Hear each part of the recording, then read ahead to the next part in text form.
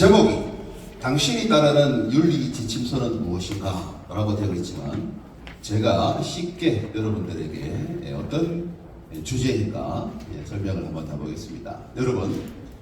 여러분들이 어떤 일을 결정하고 선택할 때 여러분들은 기준이 있습니다. 그런데 그 기준이 어떤 것인가? 오늘 말씀을 잘 나누어 보시면서 여러분들이 모든 일을 택할 때 그 선택의 기준을 성경적인 그런 이 기준이 되기를 축복합니다. 자, 보겠습니다. 자, 지금 미국 하버드의 철학가 교수 마이클 샌더스가 지금 강의하고 있는 이 정의란 무엇인가 라고 하는 이 과목이 굉장히 유명합니다. 통계적으로도 14,000명이 이 과목을 들었다고 해요. 자, 그런데 특히 우리나라에서 이런 이 과목이 굉장히 인기가 있어서 집에 여러분 한 권씩은 다 있죠. 근데 막상 이 책을 읽어보면 쉬워요, 어려워요? 이거 어려운 책입니다.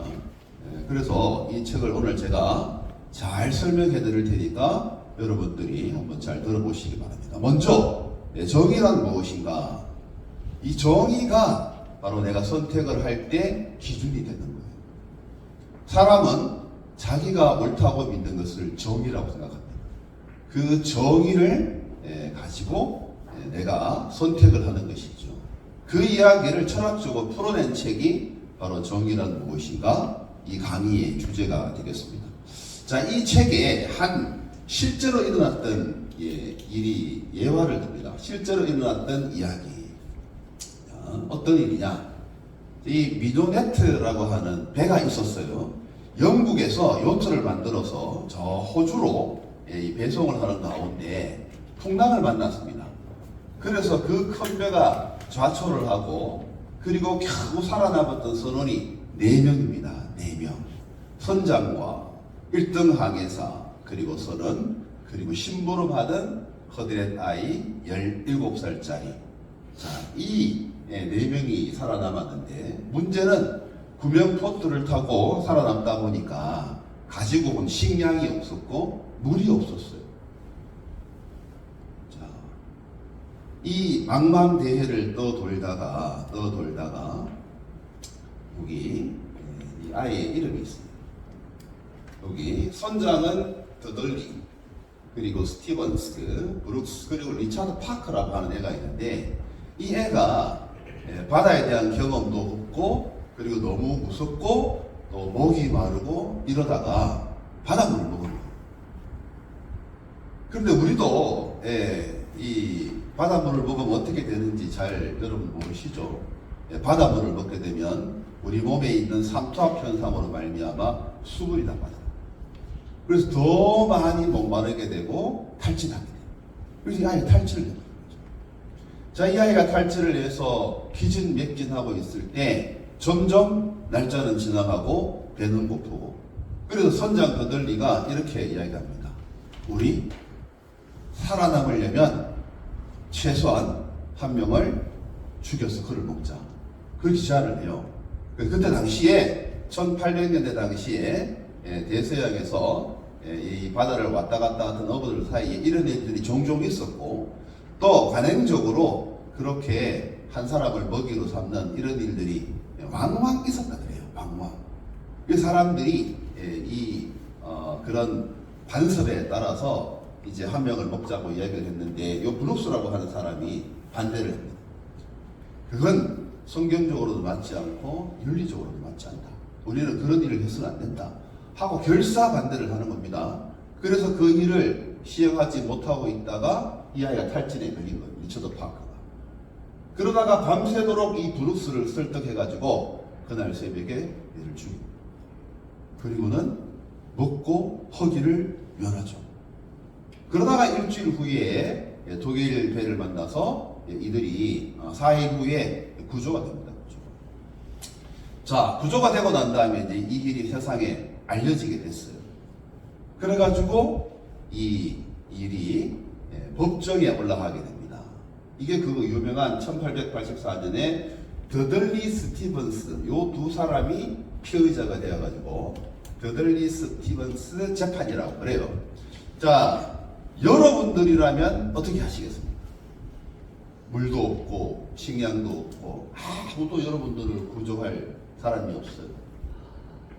자, 우리 중에 4명이 남았는데 우리가 다 죽느냐 아니면 한 사람을 선택하느냐, 무엇이 정의냐 이 말이에요. 여기에서 내 선택의 기준이 정의가 됩니다. 여러분들은 어떻게 선택하시겠습니까? 자, 재판은 어떻게 결정이 났을까요? 자, 이게 영국에 엄청나게 큰 이런 그 사건이 돼가지고 화제가 돼가지고 사람들이 다 한마디씩 이 이야기를 거들었습니다. 그런데 여론은 어디로 났을까요? 여론은 선장편이었어요. 4명 다 죽느니 3명이라도 사는 게 낫지 않겠느냐 하는 이런 여론이, 동정 여론이 일었습니다. 그런데 판사는 다르게 심판했어요. 자, 이 판결 요지입니다. 판결 요지. 자, 콜러리지라고 하는 판사가 이렇게 말했습니다. 자신의 생명을 보존하는 것은 일반적인 의무이지만 타인을 희생시켜 자신의 생명을 구해야 할 의무는 없다 라고 판결을 내리면서 이 더들리하고 스티븐스를 사형에 처합니다. 사형의 판결을 내립니다. 자, 세상적인 여론과 또 판사가 내리는 정의가 달랐죠. 여기에서 이제 정의가 무엇인가 라고 하는 것은 사람마다 다르다라고 하는 걸 볼 수가 있어요. 자, 그래서 이 사형이 내려졌을 때 국민적인 여론을 덕에 얻고, 그때 당시 여왕이 누구냐면 빅토리아 여왕이었어요. 이 빅토리아 여왕이 이 사건을 보고 이 특별 조치를 내려서 이 사람들이 사형에 처해지지 않고 6개월 구금에 그치게 만듭니다.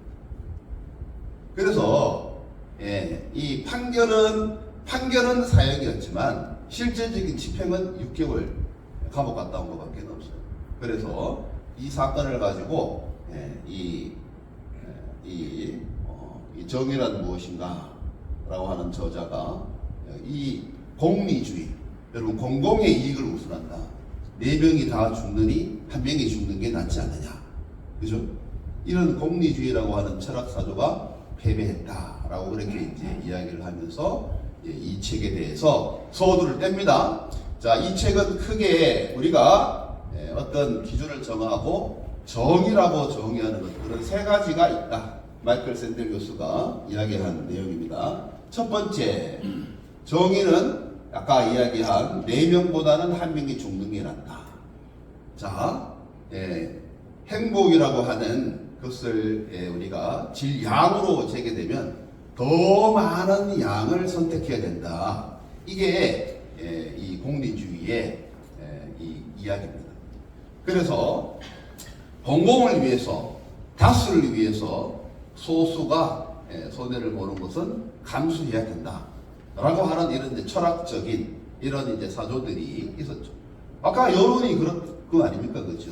그래서 많은 사람들이 죽는 것보다는 한 사람이 낫다 이렇게 이제 생각을 하고, 이런 사상들이 지금도 우리한테 있어요. 소수가 피해를 보는 것은 눈 감아주고 다수가 이익을 얻는 것을 우리가 그냥 받아들이는, 이걸 정의라고 생각하는 사람들이 의외로 많습니다. 그런데 그렇게 하다 보니까 어떻게 돼요? 개인의 자유가 침해를 받고 피해를 받죠. 그래서 여기 이제 반대되는 사조가 자유주의입니다. 자유주의. 이 자유주의가 아무리 공공의 이익과 선이 중요하다 할지라도 개인의 자유를 침해해서는 안 된다. 이게 판사의 판결이지 않습니까? 이 개인의 자유와 생명을 존중해야 된다 라고 하는 이런 이제 자유주의가 있는데, 그러면 이 자유주의 때문에 그 한 사람 때문에 다수가 손해를 봐야 되느냐? 그 정의가 아니지 않느냐? 라고 이야기를 하면서 결론적으로 이 마이클 샌더스 교수는 이렇게 얘기합니다. 자, 공동체주의가 정의다 라고 이 사람은 결론을 내려요. 자, 공동체가 지향하는 미덕, 공동체가 지향하는 미덕입니다. 그러니까 다수가 옳다고 여기는 것, 그것이 종교든 신념이든 우리가 함께 서로 합의하는 사항이든 이것이 미덕이 되어서 이걸 장려하고 그리고 함께 우리가 공동의 선을 고민하고 합의하고 서로 대화하는 과정 중에 이끌어가는 것이 정의다라고 얘기합니다. 어렵죠? 어려워요. 이 정의라고 하는 걸 철학자들이 굉장히 어렵게 이야기를 합니다. 자, 그런데 우리가 왜 이렇게 어떤 선택의 기준을 정의라고 생각하느냐? 하나님 우리를 그렇게 만드셨어요. 그래서 이 정의라고 하는 것이 우리에게는 굉장히 중요한 그런 사상입니다. 여러분들이 정의를 무엇이라고 생각하느냐에 따라서 정의가 달라지는 거죠. 자, 이 정의를 우리가 그토록 갈망하는 이유는 세 가지가 있습니다. 첫 번째, 우리 마음이 그렇다 이 말입니다. 우리 마음이 심리학적으로, 자, 정의를 우리가 택하게 되면, 사회가 공정하다고 여기게 되면 우리는 서로 혜택을 받는다. 서로 나도 손해보지 않고 너도 손해보지 않고, 그게 정당한 거다. 그게 정의다. 그래야 우리가 살 수 있다 라고 하는 겁니다. 그래서 우리가 어떤 정의라고 하는 것을 어기게 되면 우리 마음속에 수치심과 그리고 죄책감이 들도록 하나님이 우리를 그렇게 만드셨습니다. 자, 이게 단적인 예가 에덴 동산의 이야기입니다. 에덴 동산 3장에 하나님께서 선악과를 먹지 말라고 명령하셨죠. 그게 그 당시 그때의 정의입니다. 정의. 그런데 아담이 어떻게 했어요? 하와가 그 선악과를 먹고 함께한 아담에게도 줬죠. 근데 먹고 났더니 어떤 일이 생겼습니까? 부끄러워집니다. 수치심이 생깁니다. 그리고는 동산나무 사이에 숨게 됨으로 하나님께 죄책감을 가지게 됩니다. 자, 우리가 어떤 정의라고 생각하는 것들을 어기게 되면 우리 마음속에 이런 일이 일어나기 때문에 우리는 자연스럽게 우리는 정의를 추구하게 되어 있습니다. 이게 우리 뇌 속에도 뇌과학적으로도 그렇게 만들어져 있어요. 우리에게 정의가 얼마나 중요한지. 자, 우리 지난 시간에도 뇌 공부했는데 오늘도 한번 봅시다. 자, 이 전두엽으로 해서 요 이제 가운데 있는 부분 있죠. 여기에 자, 복척 선조체라고 하는 시스템이 들어 있습니다. 이 복척 선조체라고 하는 시스템이 우리가 정당하다, 공정하다, 정의롭다라고 여기면 저기에서 호르몬이 분비가 되는데 굉장히 상쾌하고 좋은 느낌의 호르몬이 분비가 된다. 그래서 우리가 아주 맛있는 음식을 먹고 난 다음에 기분이 아주 좋아지는 것 같은 느낌을 받는다. 그래서 정의로운 사회가 구현이 됐다. 그러면 사람들이 박수를 치는 이유가 여기에 있답니다. 우리 머릿속에 이런 장치를 하나님이 해놓으신 거예요. 그럼 만약 어기게 되면 어떻게 됩니까? 어기게 되면은 우리 머릿속에 요 뇌섬엽이라고 하는 요 기관이 있는데 요 뇌섬엽이 감정을 분비를 해요. 감정을 분비를 하는데 우리가 아주 역겨운 냄새를 맡았을 때 느끼는 감정이 들어온다는 거예요. 그래서 우리가 어떤 기업체에 입사원서를 냈는데 노동조합 임원의 아들이라는 이유로 그 사람이 먼저 덜커덕 합격을 했다. 그런 소식을 들으면 우리 마음이 어때요? 굉장히 불공정하고 감정이 역겹다 이런 이 표현을 많이 쓰죠. 그 역겹다라고 하는 표현이 여기서 나온다는 겁니다. 그래서 우리 뇌 속에 공정하고 정의롭지 못한 일들이 생기면 이런 호르몬의 분비가 생기면서 우리가 이걸 거부하게 되어 있습니다. 그 다음 세 번째, 이거는 행동경제학에서 최후 통첩 게임에 우리가 얼마나 정의를 갈구하는가라고 하는 이야기가 있습니다. 자, A와 B에게 돈을 한 100억을 줍니다. 그런데 A와 B가 조건이 달라요. 자, A는 이 돈을 받아서 나눌 수 있는 비율을 정합니다. 비율을 정합니다. 그게 5대5가 되든 7대3이 되든 8대2가 되든. 자, 우리 윤 대표님 이쪽으로 A 여러분들이 나눌 수 있어요. 자, 그 다음에 여기서부터까지는 B입니다. B는 받을 수 있는 권리가 있는 거죠. 그런데 A가 먼저 결정을 해야 돼. A가 먼저 결정을 해야 돼. A가 먼저 결정해야 돼. 얼마나 결정하시겠어요? 1번 5대5, 2번 8대2. A 1번, 2번 중에 1번 100억이니까 1번이라고 하는구나. 보통은 예, 자기한테 유리하게 선택을 해요. 자기가 유리하게 선택을 해요.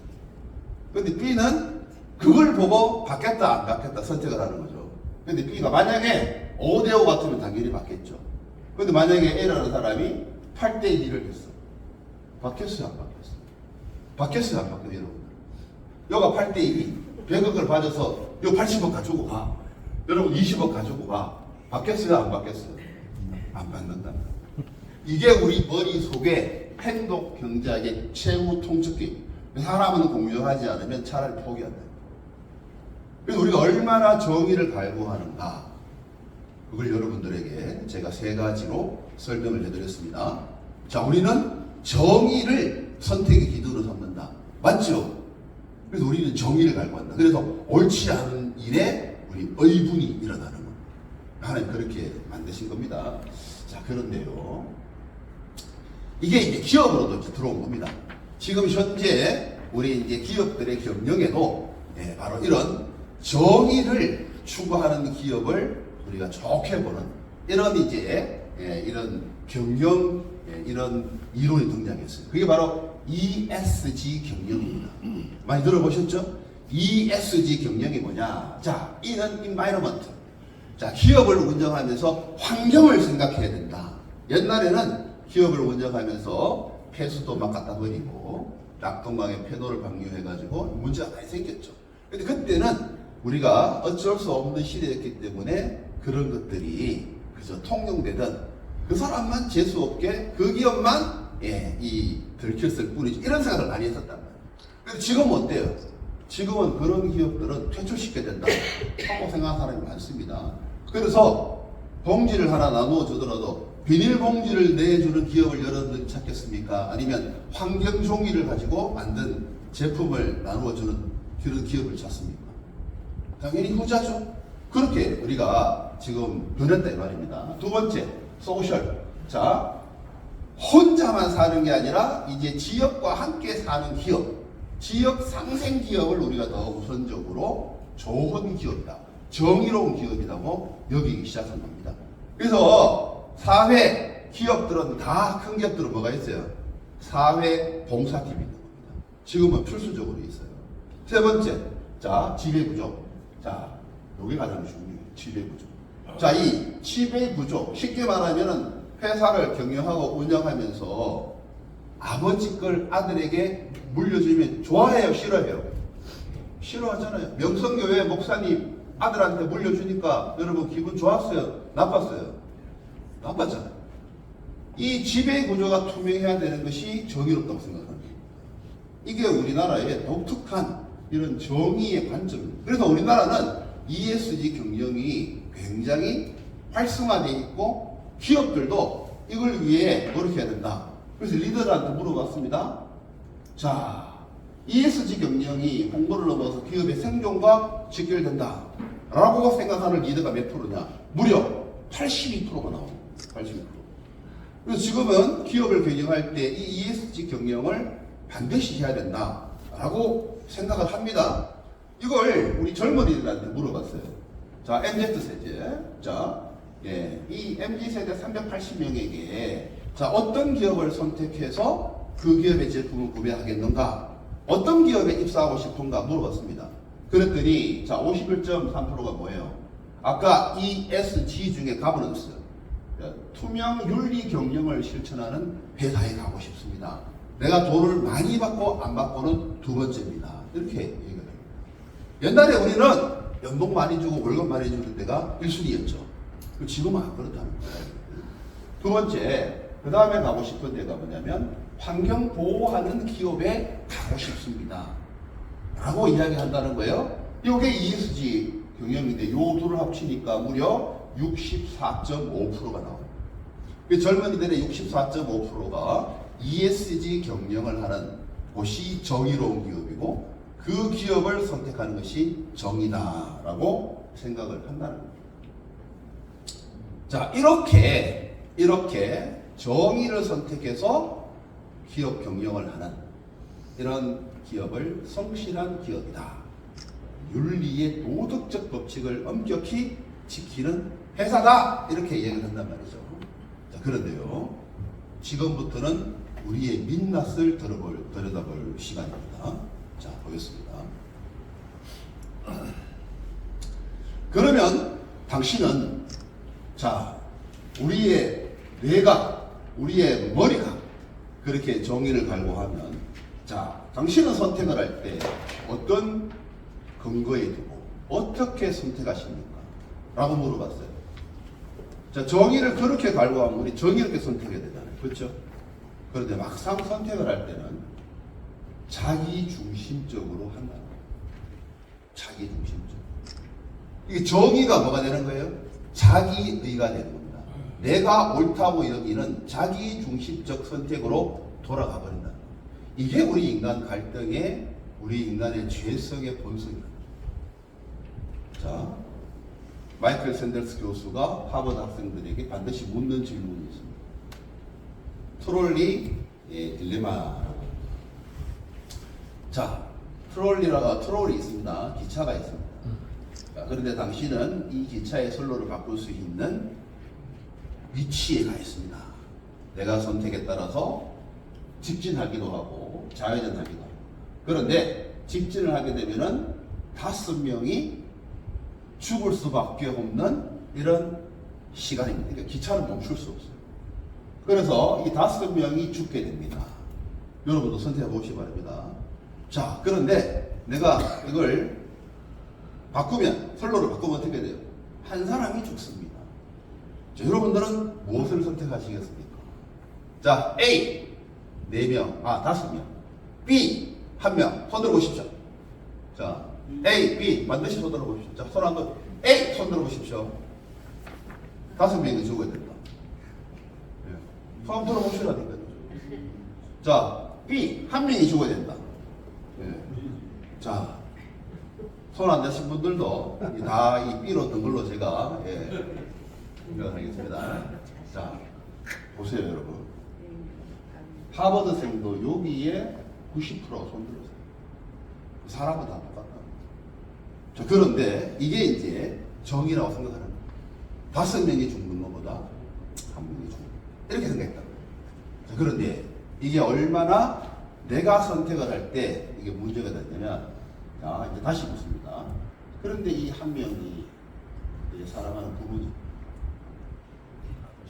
심지어 이 1명이 내 자식이다 라고 했을 때 여러분 어떻게 하시겠습니까? 자, 다시 손 들어봅니다.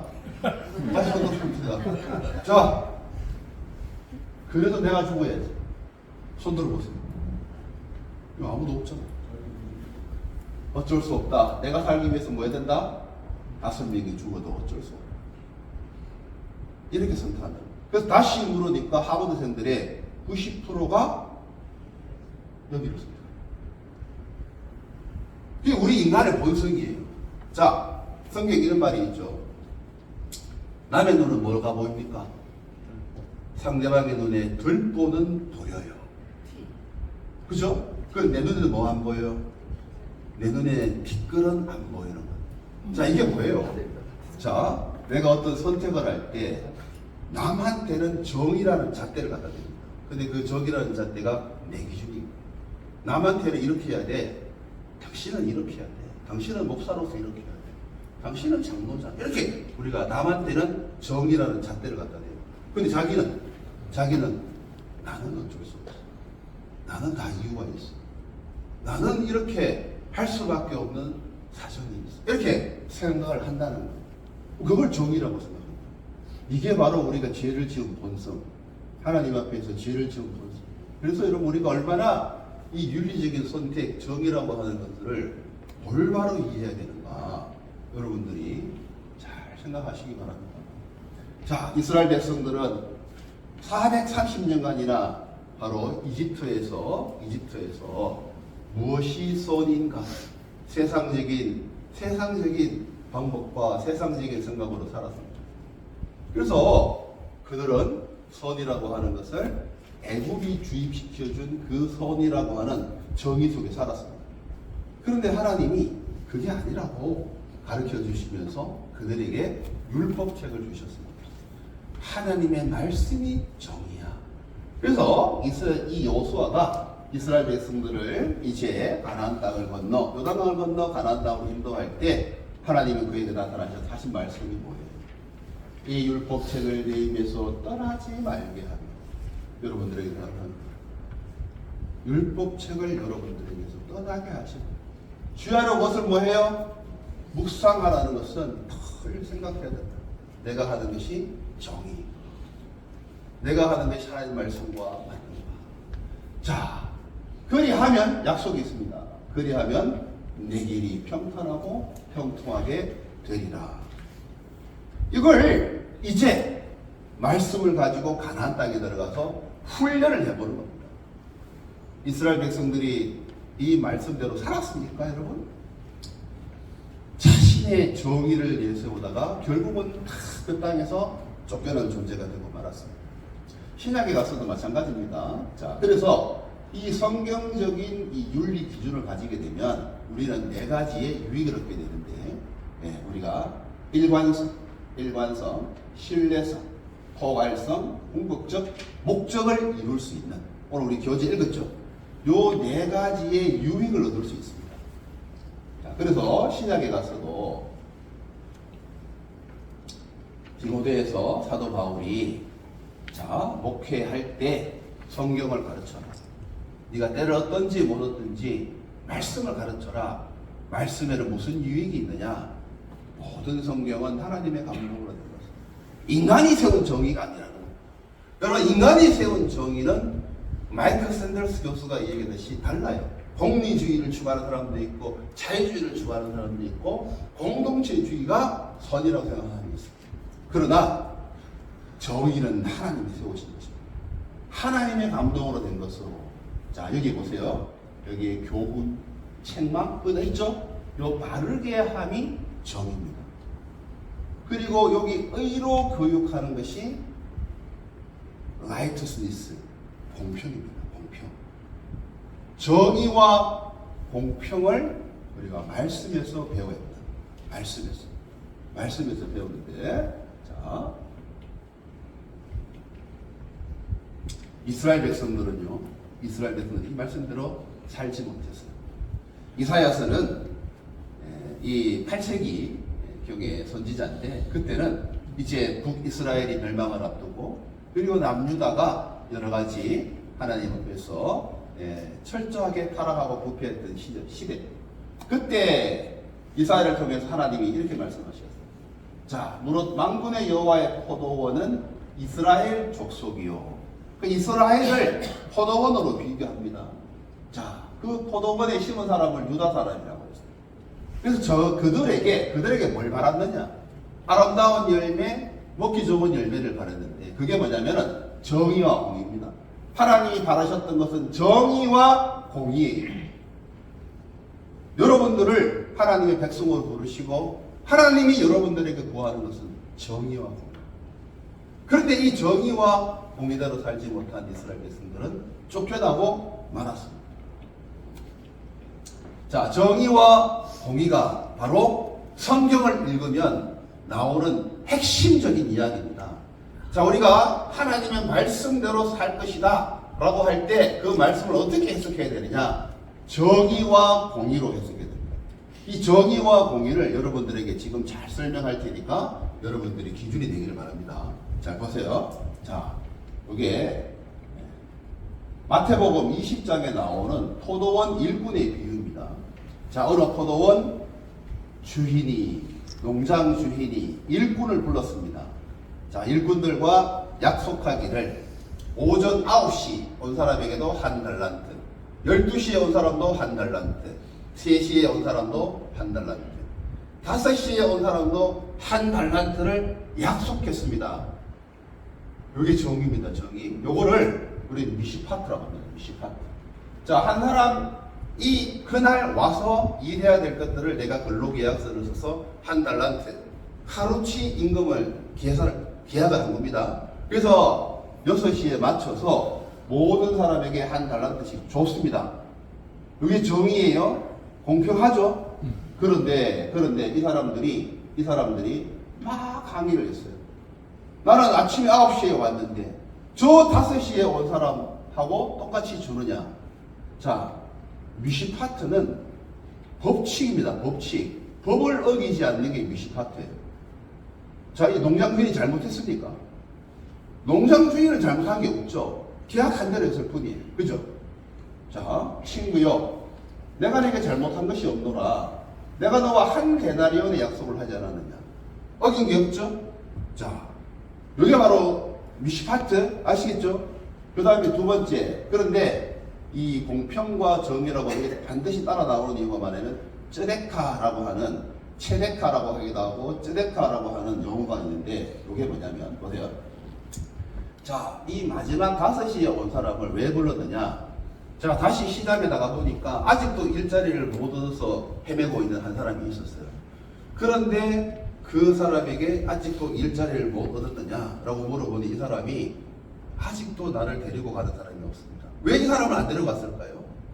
이 사람이 여러 일꾼들 중에 제일 약하고 힘도 없고 권력도 없고 이 사람이 제일 불쌍한 사람입니다.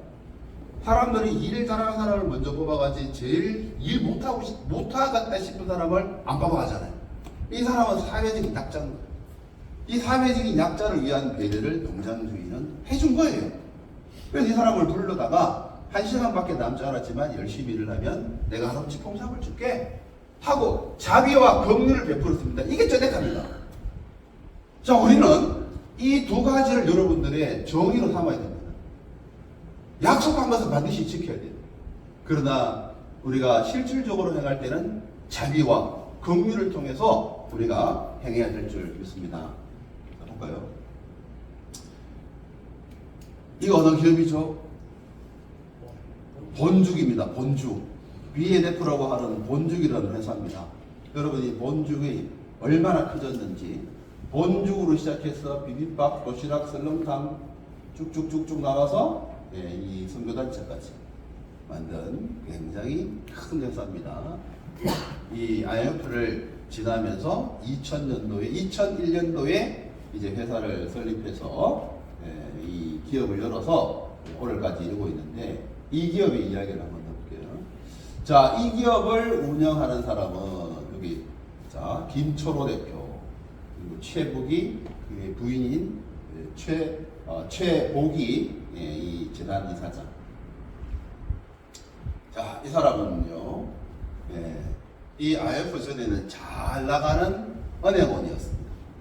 그런데 IMF를 맞이해서 그만 권고사직으로 회사를 나왔습니다.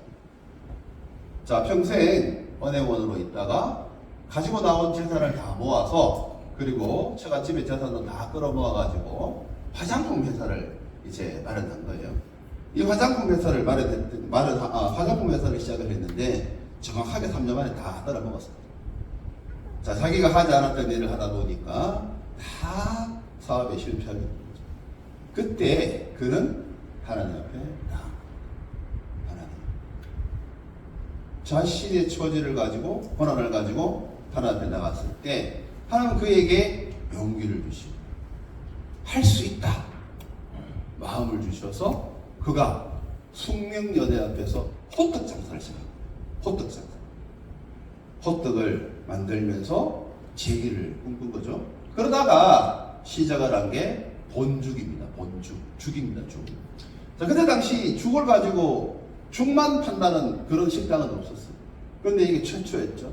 이 죽을 가지고 잘 만들어서 근데 이 죽에 들어가는 재료라든가 여러 가지 것들을 정직하게 하나님의 말씀대로 법칙대로 한 겁니다. 그리고는 기도했죠. 하나님이 이루어 주시기를 전히 기도했습니다.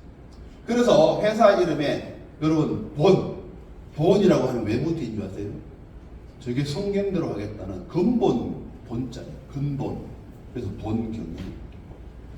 근본을 지키는 경영을 하겠습니다. 근데 건물을 지켜서 공부했더니 정말 잘 되는 거예요. 전국에 이 가맹점이 2,400개가 나와요. 대단하죠? 자, 뿐만 아니라 사람 중심 상생 경영을 했습니다. 자, 그러나 미시파트에 그치지 않고 그는 자신이 가지고 있는 하나님께 받은 마음을 가지고 베풀기 시작했습니다.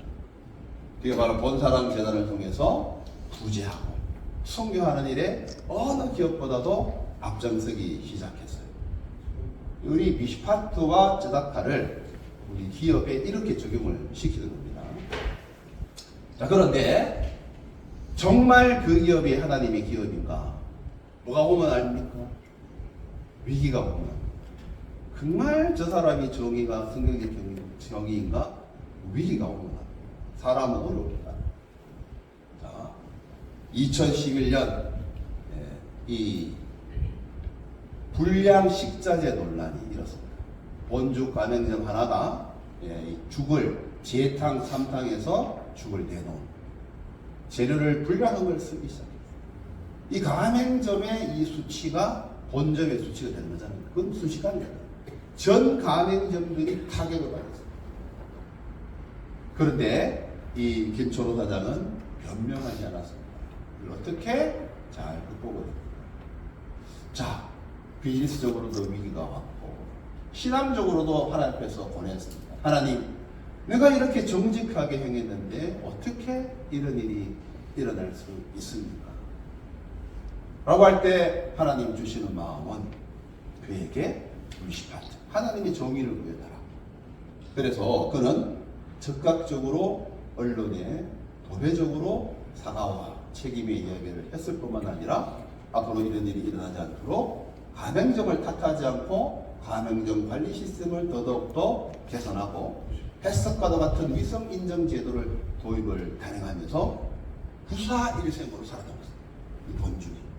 그래서 성성장구하게 된 거예요. 뿐만 아니라 쩌다카로 이어지는 상생을 통해서 가맹점주를 더욱더 지원하고 우리만 사는 게 아니라 당신들도 함께 살아야 우리 회사가 산다. 이런 마음을 가지고 가맹점주를 지원했을 뿐만 아니라 아까 선교재단이 했던 본사랑을 확장하면서 오늘에 이르게 된 겁니다. 우리 최복이 이사님을 한번 만나보겠습니다. 말씀을 읽고 하나님과 함께 집을 짓기 시작한 거예요. 그랬더니 저에게 선물을 주셨어요. 본죽이라는 브랜드를. 본죽 차리고 1년 정도를 30그릇, 50그릇, 100그릇이 목표인데 안 되는 거예요. 저하고 안 맞더라고. 다 못 먹고 가고 화내고 가고 제 실력이 다 드러났어요. 매일 포기하고 싶었어요. 지금까지 제일 잘한 것은 그때 포기하지 않은 거예요. 포기하지 않을 수 있었던 건 말씀을 붙잡고 있었기 때문이에요. 할 수 있거든요. 무슨 말이냐. 믿는 자에 능치 못할 일 없느니라. 맨날 죽고 싶고 맨날 그만두고 싶고 저녁에는 죽을 것 같은데 새벽 기도하고 나면 또 힘이 나는 거예요. 이렇게 1년 가까이 하니까요. 50그릇도 못 넘기고 헤매던 제가 게다까지 주웠어요. 밤마다 연습에 연구하는 거예요. 그리고 기록하고. 그랬더니 몇 페이지가 나와요. 이렇게 두껍게. 저는 이게 손님 안 기다리게 하려고 몸부림치면서 제가 한 매뉴얼이에요. 근데 그게 지금 2200개 매장을 낼 수 있는 매뉴얼이 그때 나온 거예요. 하나님은 이렇게 일하세요. 저희 기업은 10년 만에 하나님의 기업을 선포하고 전 직원이 한 달에 한 번씩 체프를 하고 한 달에 한 번씩은 섬김의 날을 나가서 섬기는 일을 하기도 하고 이렇게 하나님의 기업으로 저희가 조금씩 변해가고 있는. 자, 여러분 보세요. 정의가 무엇인가를 잘 정의하면 기업이 삽니다. 정의를 잘 정의하면 정의를 하나님의 말씀으로 미시파트와 쩌다카로 여러분들이 보장하면 여러분들이 하나님의 복을 받습니다. 오늘 여러분들의 선택이 하나님의 놀라운 은혜가 되시길 주님의 이름으로 축복합니다.